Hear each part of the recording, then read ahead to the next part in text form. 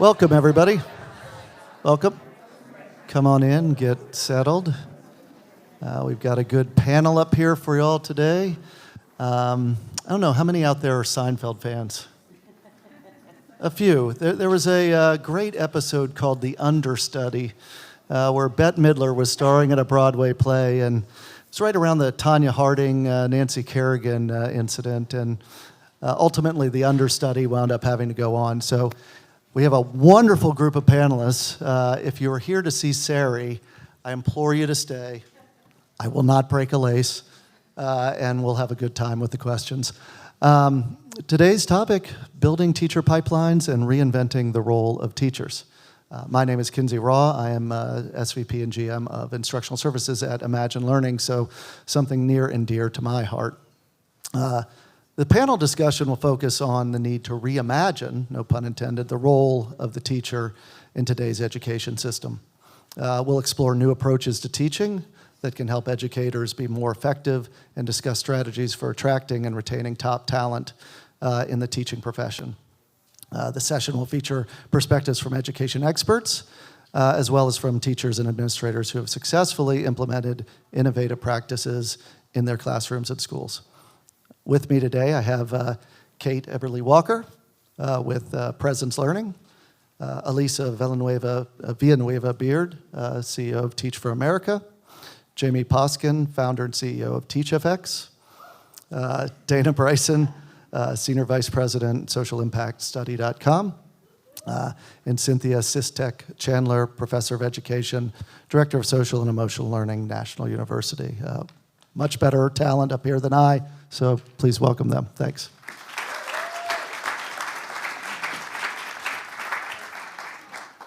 So I have not told the panelists this, but all the questions that we had talked about, we are changing. I'm gonna, teacher shortage has been all over the news lately, and there's some statistics that I'm not sure people are aware of, and I'm gonna sort of throw those out, and then we'll get into some of those questions. But currently about 4% of all degrees in universities are in education. That's down from 8% about 15 years ago, down from 21% in 1970. 7% of all educators are over the age of 60, and 15% of all educators are under the age of 30. Those are three pretty profound statistics that kind of, I think, give a impression of what's going on today.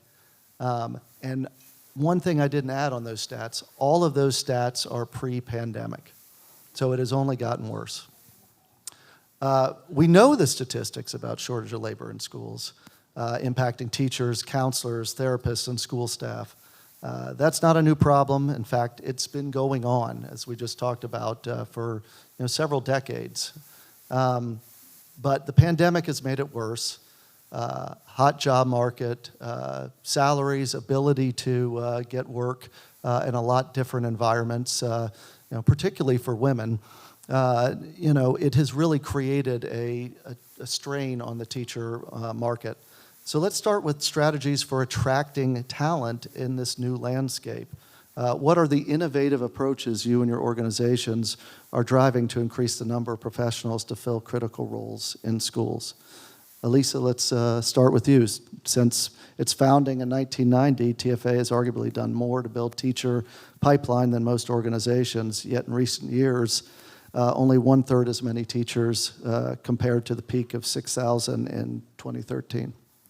All right, good to be here with you all in such an important topic. So I believe it is all of our imperative to really focus on how do we create the conditions to attract this generation of young people to bring their creativity and innovation to this work. And so I'll start by reminding us of the context to pile on to more of just what reality is right now. We have a teaching profession that is in crisis. We're asking teachers to do more with less. They are in fight or flight mode. We aren't adequately compensating our teachers. Over 50% of teachers have to have a second job just to make ends meet. We have a teaching profession that is highly dissatisfied, more dissatisfied today than we've seen in 50 years. And we have a teaching profession where we ask teachers to be the jack of all trades, know the science of reading and how to execute on that, know how to meet our kids' social emotional needs, know how to be a nurse and a social worker, and all the things that we're asking teachers to do. It is unworkable, unsustainable. And that is in tension with what this generation offers. This is a generation that wants to serve. They want to be in the arena. It is our most racially and ethnically diverse generation in the history of our country. And they're bringing so much energy, and they understand that education is an upstream issue. You got to solve education to take on all of the other social ills. So we have a generation that is ready to lead. And yet, when you look at their interests and expectations, the number one thing that they care about is well-being in their workplace. We have a mental health crisis in this country that is impacting this generation of young people, and they want to know they're going to be supported and be able to thrive in their contexts. Connected to that is financial wellness. This generation is on average graduating with $30,000 of debt. And so they need to think about, how do I get on a financial footing that's going to allow me to be well? And then there's a system that is very clearly outmoded. I think COVID revealed this, where we are not adapting fast enough. Kids are bored out of their mind, not engaged, and this system is not student-centered. And so for us at Teach for America, our job is to recruit those folks. And so what we've been doing is, one, we have leaned into financial investment. Every teacher that joins us gets a $5,000 stipend right off the bat to get them to their first paycheck.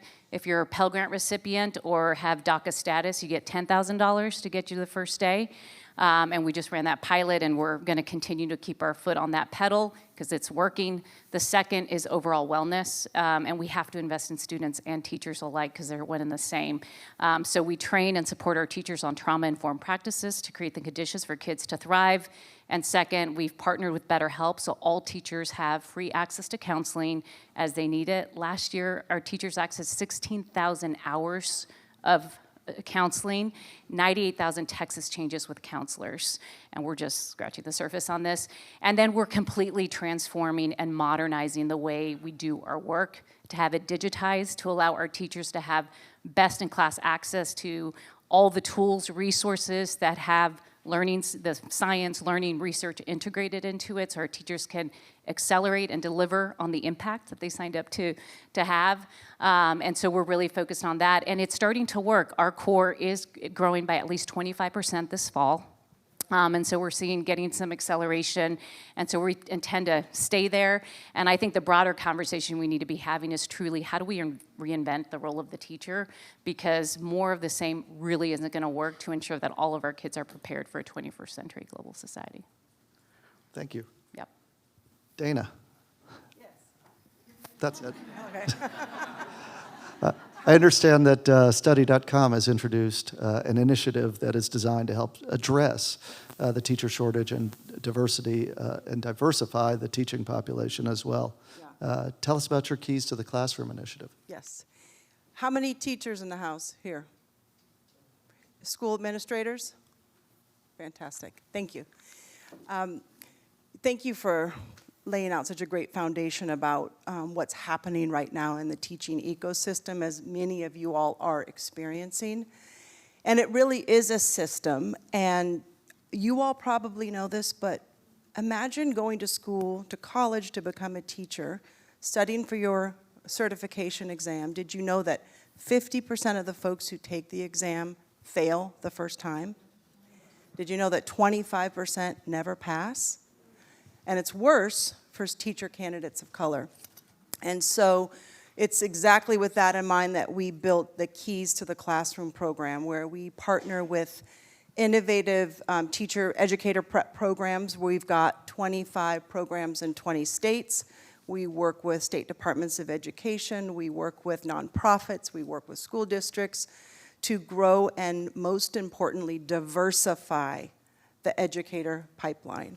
And so we work, I'll give two quick examples of places that we're working. We're working in Clark County, Nevada. Our partners there have an incredibly innovative program where they're, anybody from Clark County? Oh, good. Focused on the paraprofessional, really fantastic data coming out of Clark County. Some of the best data I've seen in terms of kudos to you all for doing the tracking that you're doing of your paraprofessionals. So 1,500 to 2,000 paraprofessionals working inside of Clark County School District who want to be teachers. And we know about the barriers, right, for paraprofessionals to actually become a teacher. So Clark County's, we're in a partnership to help with the educator prep, the praxis prep in Clark County, and then there's a one-year accelerated bachelor's with UNLV. So these paraprofessionals can be in the classroom, going to school, have this paid for, get their degree, and teach. The second I'll just mention is in South Carolina, at the Center for Educator Recruitment, Retention, and Development. Fantastic organization. And the thing I want to highlight that they're doing is focusing on high school students, right? So really looking at getting our 15, 16 years old students excited about becoming educators, focused on students who want to go to an HBCU, right? We need more of this. I see that. Exactly, exactly. So yeah, we're thrilled about our Keys to the Classroom program, and it's growing, and we're seeing great efficacy. The one thing I will say is right now, with the enrollment, I think about 6% of teachers nationally identify as Black African American. 35% of the folks enrolled in our program who want to be teachers identify as Black African American. So we're seeing that diversity really grow, which is our goal. Thank you. And since you mentioned South Carolina, when I was looking at some of the data, though 15% of teachers are under the age of 30 as of 2018-19, wow. South Carolina is actually higher, above the average, which I, being from South Carolina, was encouraging. Yeah, yeah. I'd also like to address the fact that not everyone can go to college. And higher education today may not be accessible, may not be affordable, and it may not be meeting the needs of the individual. And at our institution, we've adopted the whole human education. And as an academic program director for SEL, this is right up my alley and really speaks to my heart. So National University historically has been an open access institution, which means we don't have, even though our teacher education program does have the requirements and the state requirements for California teacher credential programs. But the fact of the matter is that all of our content is online, and we adopted and were able to pivot when COVID occurred, and you were struggling with those internship hours. And so what we did is we adopted Sim School.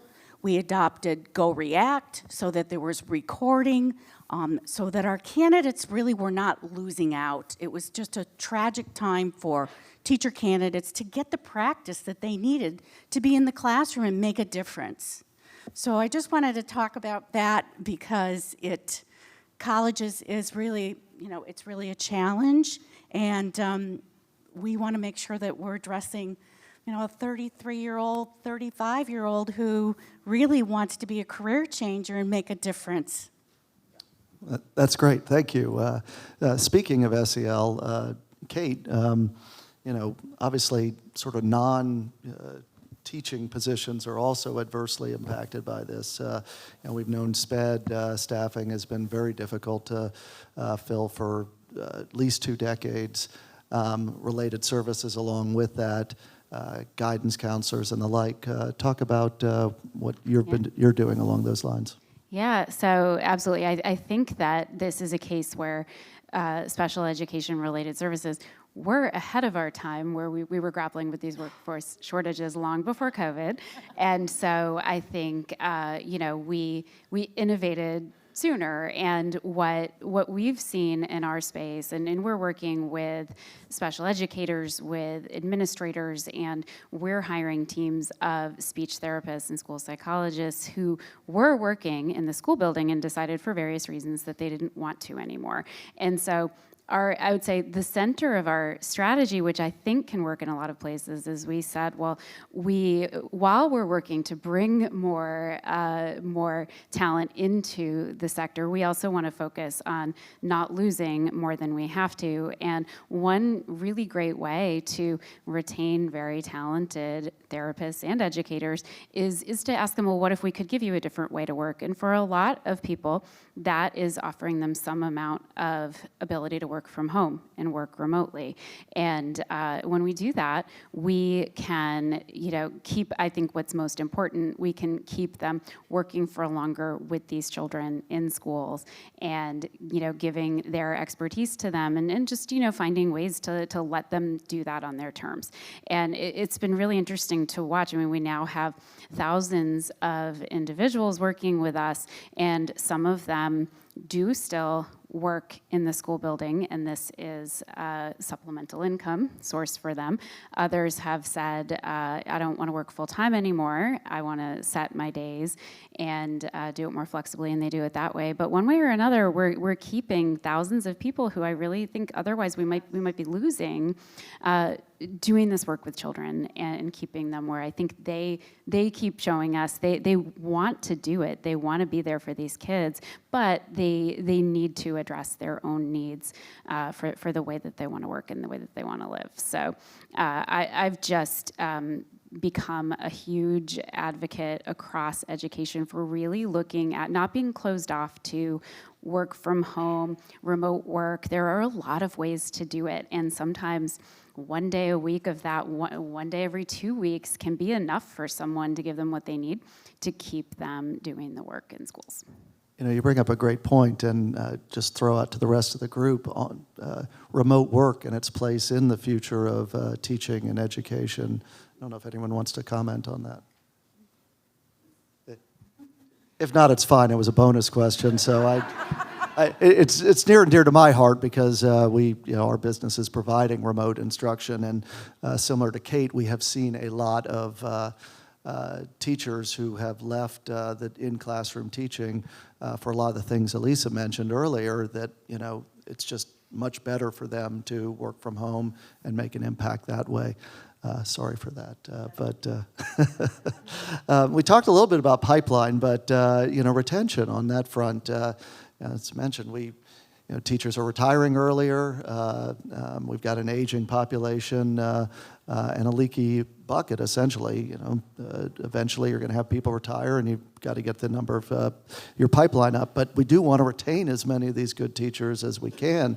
We know that 44% quit the profession within 5 years. So how's your company, institution, et cetera, kind of working to keep teachers doing what they're doing and maintain that love?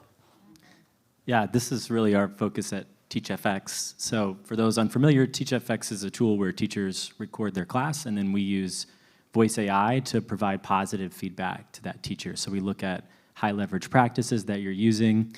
A big premise of our whole company is that your students are brilliant, and we want to celebrate those moments of brilliance and help you celebrate those moments of brilliance so that you facilitate more and more of them. So from our perspective, our whole tool is designed around not just retaining teachers, but helping them thrive. I developed TeachFX out of in grad school. I was doing work on teacher retention, and I think the three big things that came up, I mean, the number one is purpose. It's hard, you become a teacher because you believe something like, my students are brilliant, or I want to help unlock these moments. But to reconnect to that on a day-to-day basis, I mean, my experience as a teacher, it's like almost the farthest thing from your mind, unfortunately, sometimes, because you're isolated and you're not really having opportunities to reflect and celebrate. So that's a big part of what we're trying to do. And then, the really major theme of the research I was doing that came out that was somewhat surprising was just this idea of ongoing mastery and learning, and how teachers, didn't feel that necessarily throughout their career. And people going into education probably crave that learning experience more than anyone. So that's kind of at the heart of what we're doing to help teachers thrive in the profession, is provide these ongoing learning experiences that they can have on a day-to-day job-embedded basis, where they look at our feedback maybe once a week for a minute, 2 minutes. So it's a very easy thing to do on an ongoing basis, and we've actually, and also it's also done autonomously. So it's not like somebody coming into their room. I think that's an important dynamic too. So those are kind of the elements of like what causes a teacher to really persist and thrive in the profession that we're really thinking about. And we've now had 2 large-scale randomized control trial studies done on insights that are in our product that have shown that not only does the product like get teachers asking more open-ended questions and doing things that are high leverage practices, it has an impact on student outcomes. It has an impact on students' feelings about their own academic future. But to the point of this panel, it has a positive impact on teachers' job satisfaction and morale. So, and focusing a lot on that self-reflection process. Bingo. And practice teaching to make sure that you're keeping yourself in check and balance. You know, maybe you do some quirky things and you didn't know you were doing it. And so it's really nice to be videoed and to watch yourself. I know it was really challenging for me when I was, getting on that cassette tape where we were recorded. But I wanted to talk a little bit. I know I'm aging myself, right? I wanted to talk a little bit. I recorded myself with a VHS too. I know, and now it's your beautiful system that is doing the analysis, which is really fantastic. So it's that one-on-one communication, personalization, and at National University we have a very strong teacher education program, not only pre-service but also in service and offering a lot of different pathways. And about 5 years ago, we infused social and emotional learning into every part of our teacher education programs, into special education, into counseling, into school administration, and there wasn't any place that we didn't find a fit for social and emotional learning. Not only to change pedagogy and also practices, but we really harness Zoom to be able to have that eyeball-to-eyeball communication with our students, as well as to have breakout sessions for them to not feel isolated and to be able to speak with one another. And I don't know about y'all, but if you have had a teaching credential as long as I have, it has changed a lot. It has changed a lot. And just like technology and technology integration changed the way we teach, and look at COVID. Oh my goodness, if we didn't have Zoom and online learning and Google Classroom and all the other tools, it would have been really a travesty if we weren't there. So just like ed tech and integrating technology has become so ubiquitous, I really, in my heart of hearts, believe that using social and emotional learning, which is really life skills, can change the way we prepare our teacher educators as well as to keep them retained and to keep them going on for more professional development. I'll add one thing to this, which is, the reason teachers stay, or the top 3 things is meaningful work, 2 is quality colleagues, and 3 is compensation. Compensation just wins the day on all things good and bad. But these two, people will stay when they have meaningful work and they're having the impact they signed up for, and they have quality colleagues, and those conditions get created with the school leader. So I just will put a plug, like the investment in our school leaders to be able to lead, create vision, goals, culture, the context for learning is one of the most important investments we can get, and we sort of can't disconnect retaining teachers without talking about that as well. So I just wanted to make sure we touched on that piece. I agree with that real quickly, and that's why it's so wonderful to see so many school leaders here in the audience, because you all are the folks that can work to create the conditions to make sure our teachers, whom we love so much and who love our students so much, stay in the classroom. So thank you. You can support the American Teacher Act, which has a base pay of $60,000 for all teachers. And you can support a portability act that allows for teacher credentials to transfer from state to state. That will help with retention. So if you're looking for 2 very specific things, go to the Hill and talk about it. Amen. Amen. Thank you for that. One quick question back to you, Cynthia, just more of a question from my standpoint, but the SEL component for teachers, have you found that in the past, there was more of a stigma attached to it? Is that declining? And as an academic program director for master's students, I can proudly share that There are 152 graduates this June from our program. And we conduct action research, which is practitioner research, qualitative research, and some of our candidates, some of our graduates have had a real challenge because of the perception of what SEL is and what SEL isn't. So you're going to see a lot of change. Oregon is the first state to adopt teacher standards for social and emotional learning. The World Council on SEL, which also says they are World Council on life skills. You're going to see the vocabulary change and also the perception change. But I want to plant a seed. Take a look at what CASEL is doing, the Collaborative for Academic, Social, and Emotional Learning. And Dr. Elisa Samuel went before Congress in the fall and said, you need to not politicize what's happening, because social and emotional learning, relationships, relationship building, self-awareness, self-management, critical thinking, everything is a human right. It's not just an isolated topic.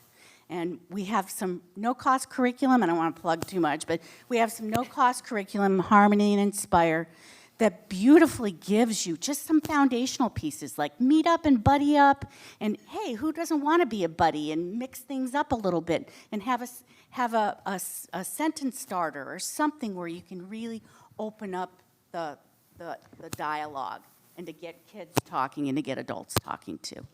That's great, thank you. So along those lines, well, not along those lines, moving on, it probably hasn't come up here at this conference, but technology, particularly AI, has been in the news a little bit recently. There are many who advocate that technology could be part of the solution, enabling scalability, augmenting school faculty and staff, or better supporting teachers. How do the solutions you offer leverage technology to empower educators and address student needs? Kate? Well, I can certainly start with the obvious, that we use technology through remote services to connect our experts at home, working from home, to the children in the schools. So there's that. But we think about our technology as our goal is to build it out in every way we can to take the administrative workload off of our experts so that they can channel more and more and more of their time to the direct interactions and direct impact with the students. And that can be a lot of little things that add up to meaningful savings in the amount of time they spend on documentation and paperwork, or even just how much time they spend looking for the right activity or worksheet or piece of curriculum. So all of that has been, I think, a part of what many of us look to do with technology for a long time, bringing AI more centrally into the conversation, which, I've heard it mentioned a few times in these past couple of days. It really starts to point to ways that we could theoretically take entire administrative tasks off the hands of in our case, our clinicians, or in the case of teachers, where we can just dramatically give a head start to any documentation or report writing that needs to be done. We looked at this a long time ago when I used to run tutor.com. And we did an early study with Carnegie Mellon where we took transcripts from thousands of our online tutoring sessions and analyzed them to create an AI tutoring tool that could, to see what could we do to drive better, more meaningful outcomes from the tutoring sessions. And the clearest takeaway that we found from analyzing all of that data was that when we could use the AI technology to tee up for the human expert more efficiently and more clearly, here's what you should say now, here's what you should pull in now, here's the next step, it was incredibly impactful. It was not impactful when you took it a step further and had the AI tutor just do it. As soon as the student knows there is not a human interacting with them, caring about them, talking to them, you lose it. But just think of how far we can get with technology if we can take it all the way to that point and just really channel all of the human energy into the interaction with the student. Yeah, and I can go. I mean, our whole organization is built on AI, so we're really, in many ways, using AI to supercharge instructional leaders. For those of you who have been principals or assistant principals, you probably spent a lot of your time in the back of a classroom, maybe with a stopwatch, counting questions or thinking about other sort of instructional moves, who's been called on, et cetera. And that's something that AI is really well suited to do. So our technology is able to, I mean, we look at things like the talk ratio of teacher to student. We look at the questions that teachers are asking, which ones are open-ended, which ones are focusing or funneling questions. We're looking at when teachers build on what their students say. So, oh, it seems like you're adding 70 to 30. And so you're sort of revoicing that. Where did 70 come from? So are you pushing the thinking forward? So uptake in the terms of the pedagogical literature. We detect these moments and then show them to the teacher. And what we find is that by doing that, the teacher does that a lot more often. So that is really, you know, our mission really is to scale the professional support that teachers need. And what we find is that there's kind of two dimensions of that scalability. One is instructional leaders probably not having time to be in the back of everyone's classroom every day or every week, nor would maybe teachers even want that, right? But also scaling in the sense of the teacher's time. So, you know, Linda Darling-Hammond's seminal study on looking at all the professional learning interventions, it's like 40 plus hours on average of teacher time is needed to change anything about teacher behavior. In our work, it's like a matter of minutes, and that's been shown in the RCTs that have been run. So we really think about, gosh, the teacher's time is so precious, we know. How can we pack a lot of punch into the professional learning that they are going to lead for themselves, and obviously save the instructional leader time as well. Excellent. Dana? Yeah, I'll briefly, because I see we're going short on time here. 7.5. Study.com, 7.5 minutes, we're good. We're an online learning platform. We've got a full curriculum for 4th through 12th grade. We have college level courses. We have 1,500 different test prep materials. So there's a lot that we do, and we use technology for all of it. Specifically, I'll say two things as it relates to this conversation. The first is learning science. We are evidence-based. We want to make sure I spent a decade in the public sector working, making these technology buying decisions, trying to understand what the H worked of all this morass of tech that was coming at me. And so we want to not just feel that our stuff works, but show and know that it works. And so we're ESSA Level 4 certified, and we're continuing along that pathway to show to many of you public sector buyers who are trying to understand what's going to work for all learners, underserved learners, English language learners, and different, and so I'll stop with that because I could go on and it's 6 minutes. That's fine. Okay. Well, I mean, no secret, politics, red states, blue states, pandemic-fueled achievement gaps, mentioning things like SEL, stigmas, or just, whatever prevailing thought is about that acronym, mental health issues for students and teachers, just a whole bunch of things that would have you, considering the profession either earlier in your career or later on, be like, I just don't know about that. But let's end positively. I mean, you guys can influence thousands of people, tens of thousands of people. This room right here, what would you tell anyone looking to enter the profession on, kind of why? Is that the question? I hope so. Why you're optimistic about the future of teaching, sorry. I can start because we are constantly looking to recruit the next generation. I say to young people that teaching is among the greatest acts of leadership. Leaders and teachers literally nurture the assets, the strengths, the interests, the passions of young people, and can truly, and do truly, unlock a new world to our kids if they have built those relationships and are creating those conditions. I was struck in listening to Clint Smith, who's a TFA alum, and he is a New York Times best-selling author, How the Word is Passed, and he is an acclaimed, writer and contributing so much to our society. But he was interviewed on Colbert, and he was asked, "Do you remember the first poem you wrote?" And he said, "Yeah, I was in 3rd grade. Miss Mueller read my poem and said, 'Maybe one day you can be a writer. I think you can be a writer one day.'" And he said he literally never forgot that. And I'm sure Clint's brilliant, so there's a lot of things that were in his favor, but he said that moment actually really mattered to his trajectory. And so as we are in this historic moment, needing to reinvent our education system, and we're in the middle of a front row seat of transformation, revolution, and technology happening, I believe that teachers are going to be at the center of shaping and influencing the conditions for all kids to be able to learn, lead, and thrive in a 21st century global society. So teach. I would say we need you. We don't need somebody like you. We need you to be a teacher if you're interested. And you asked about young people, but the thing I think we need to think about is there's many pathways that lead to teaching. And those pathways need to be expanded. We need to be thinking about alternative pathways to becoming a teacher and second careers.